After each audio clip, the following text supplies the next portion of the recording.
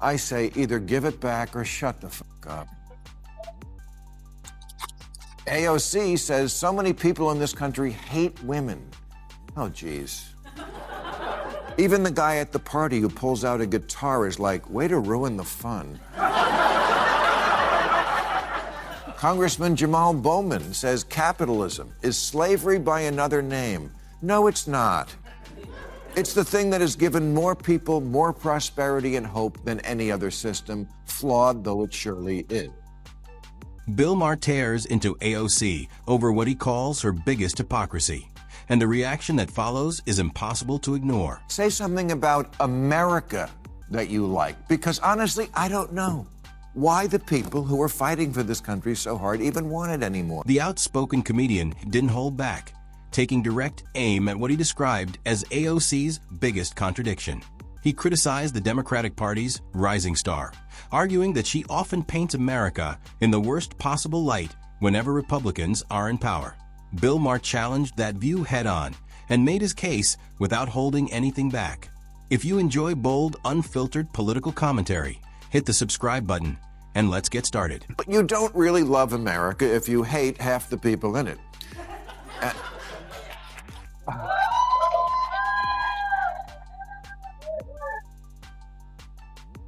And also, if you hate a lot of the things that everybody always loved about it. There's an oft-repeated moment in political debates where the moderator says to the two candidates, say something nice about your opponent. Can you say one nice thing, something that you admire about your opponent? And say something nice about Representative Deal. Tell us something that you admire about your opponent. Could you say something nice about your opponent?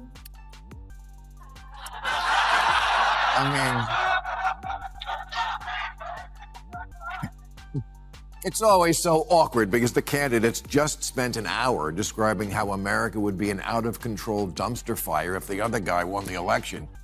Bill Maher doesn't hold back as he focuses on AOC's past support for woke politics, arguing that it's a version of liberalism he believes has lost much of its public appeal. He says the recent move away from the label isn't accidental, but a deliberate political decision. In his view, leaders like AOC are using the term less because it no longer connects with many voters the way it once did. Not long ago, she was a familiar face at protests and rallies, openly embracing the movement and its message. Now Maher argues that same label has become more of a political burden than a strength. He believes the change isn't necessarily about new beliefs, but about changing the message to match public opinion. For Maher, that raises a bigger question about authenticity. Is this a real change in position or simply a strategy to stay politically relevant? A more pertinent question to ask about the word woke might be, why in such a short time has it gone from a rallying cry to a pejorative? If the word only made you think of rational, deserved causes like teaching a less whitewashed version of American history, AOC would still want to own it. But it's a joke, because it makes you think of people who wake up offended and take orders from Twitter, and their oversensitivity has grown tiresome. Bill Maher has openly invited AOC to appear on his show, but many people doubt she'll accept. His reason is straightforward. Maher isn't known for asking soft or predictable questions. He challenges his guests with direct, uncomfortable topics that go beyond prepared talking points. Critics point to past moments when AOC stepped outside her usual settings and appeared to struggle with unexpected questions. One example they mention is a conference overseas where they believe she faced questions she wasn't ready for. They argue the conversation quickly became more difficult, showing how different the situation can be without a friendly audience or a carefully planned setting. That's why some critics believe she avoids platforms that don't match her viewpoint. They say it's not just about sharing her message. It's also about controlling the environment. On Maher's show, they argue that control disappears, making it much more likely she'll face difficult questions in real time. That's the kind of setting where, in their view, political narratives can quickly be tested. That said, I would love to have AOC on this show. There's so much to admire there. I was one of her first supporters for the Green New Deal idea. But that will probably never happen because Democrats don't go anywhere these days where they're not pre-adored. And that's my last bit of advice to them. Go where the amen corner isn't. Do Fox News. Be brave. Come here. Go everywhere. Winning is about expanding the electorate. Bill Maher focuses on what he believes is the real reason people like AOC often sound so critical of America. In his view, the issue isn't the country itself, but the people living in it, or at least the half who support the other party. He argues that whenever political opponents take office, America is suddenly described as a nation that's beyond fixing. Maher believes AOC and others who share her views spend more time criticizing than offering balanced arguments or practical solutions. He says the message often turns into constant outrage whenever their side isn't in power. In his view, almost every decision made by the other party is immediately met with criticism, no matter what the situation is or how it turns out. Maher argues that this ongoing sense of crisis is no longer just about policy. He believes politics shapes public perception, and that perception is then used to create a narrative that presents America in the most negative way possible. Okay, I say the next time we have debates, the moderator needs to frame that question a little differently, as say something about America that you like, because honestly, I don't know why the people who are fighting for this country so hard even want it anymore. Republicans, I'll start with you. I really want to know. That is what's so odd about this time that we're living in. For all the talk about fighting for the soul of America, nobody seems to like it very much. Too many liberals give the impression that to them, America is just a big, ugh. The red, white, and ew. Bill Maher's argument is straightforward. He believes many liberals, including AOC, see America very differently now than they did during the Biden years. In his view, they often describe the country as heading toward disaster simply because Donald Trump is back in power.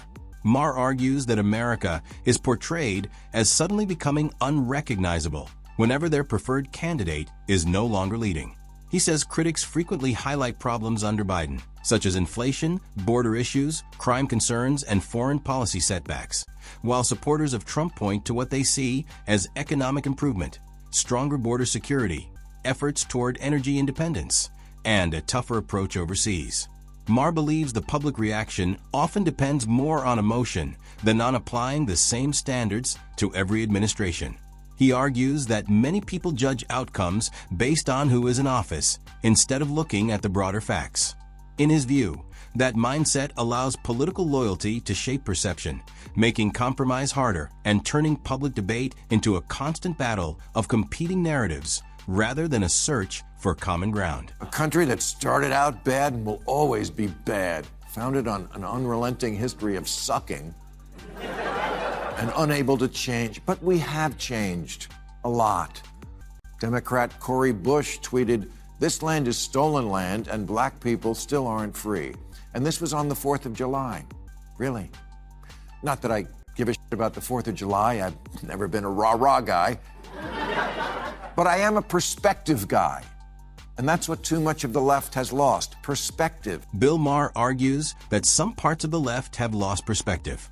He says there is often a refusal to acknowledge positive changes when they happen, especially if those improvements don't match a certain political view.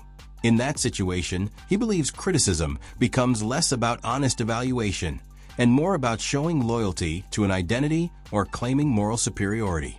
The problem, according to Maher, is that when outrage becomes normal, it leaves less room for fairness and balance. There's always another issue to highlight and another story presented as proof that everything is falling apart. Over time, he says this creates a pattern where progress is ignored, careful discussion disappears, and every event is seen in the worst possible way. Maher's point is simple. When anger becomes the main reaction, the goal shifts away from making the country better and toward keeping a constant sense of frustration instead of recognizing moments when things may actually be improving.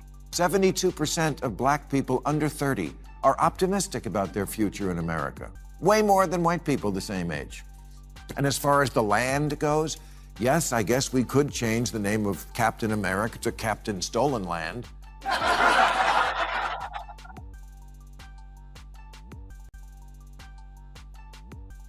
But honestly, to all the people who start every public event now with one of those land acknowledgments, where they say, I'm standing on land that was stolen from the proud indigenous people of the Chumash tribe, I say either give it back or shut the fuck up. Bill Maher challenges the idea that Black Americans are still trapped in hopelessness in today's America. He argues that this view ignores the larger story of progress that has taken place over time. Problems still exist, but he says the changes since the difficult years of the 1960s and 1970s cannot be ignored. More opportunities in education, business, politics, and culture have become available in ways that were once unimaginable. Many Black Americans today also express confidence and hope about the future.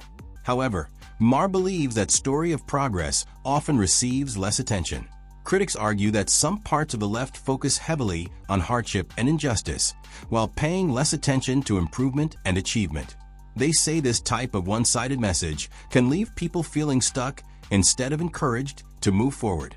When progress is removed from the conversation, it creates an incomplete picture and ignores the achievements that could help inspire more growth, cooperation, and positive change. AOC says so many people in this country hate women. Oh, geez. Even the guy at the party who pulls out a guitar is like, way to ruin the fun. Congressman Jamal Bowman says capitalism is slavery by another name. No, it's not. It's the thing that has given more people more prosperity and hope than any other system, flawed though it surely is. We've already discussed the problems often linked to socialism, so there's no reason to repeat every argument again. Still, it's interesting how often some Democrats present it as a stronger option than capitalism. The reality, however, is much more complicated. Countries often described as socialist, including Venezuela, Cuba, and North Korea, have experienced major economic difficulties, shortages, and slow growth. At the same time, each country has its own history, including issues like sanctions, poor leadership, and global isolation. Even with those differences, one question remains. If a system repeatedly struggles when put into practice, why do some people continue to promote it as the answer? At the same time, today's economies are rarely completely socialist or completely capitalist. Most nations use a mix of free markets and government involvement. The bigger debate should not be about simple labels or political slogans. It should focus on results, facts, and which approaches actually improve people's lives instead of just sounding attractive in theory. But again, something like the free market is kind of synonymous with America. And if you don't like it, I don't know how you can say you love this country. You know who loves this country?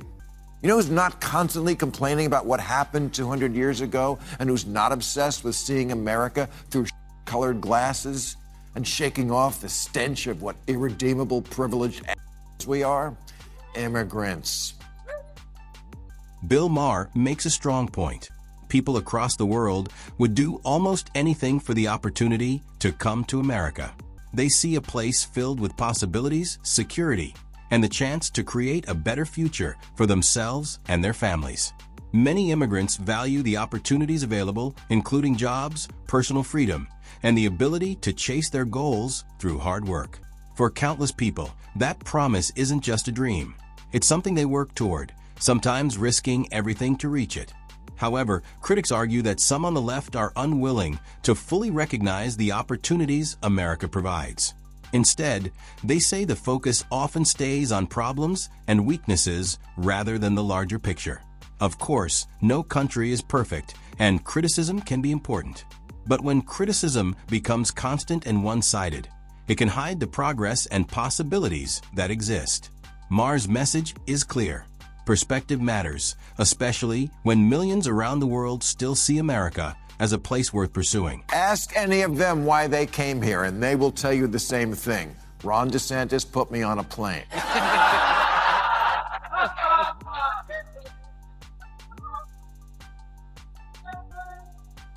But they will also tell you that America, for all that's so shitty about it right now, is still the last best hope. And those people asking for our votes to take it over should remember that. AOC and her supporters are working hard to move the country in the direction they believe is right. But critics argue that their own words often describe America as deeply flawed and, at times, beyond repair. That contradiction is where Bill Maher focuses his criticism. If the country is truly as broken as they say, he asks, why fight so intensely to shape its future? Maher raises a direct question. How can someone lead a nation while appearing to reject a large part of the people they represent? He argues that leadership requires bringing people together, earning trust, and showing respect even toward those who disagree. When political messages focus too much on division, he says they risk pushing away the very voters who support leaders need. Maher's argument challenges the idea behind the message, asking whether the goal is genuine change or simply gaining influence, while overlooking the contradictions involved. That's where we end today's video. If you enjoyed it, make sure to like and subscribe for more content like this. Thanks for watching, and I'll see you next time.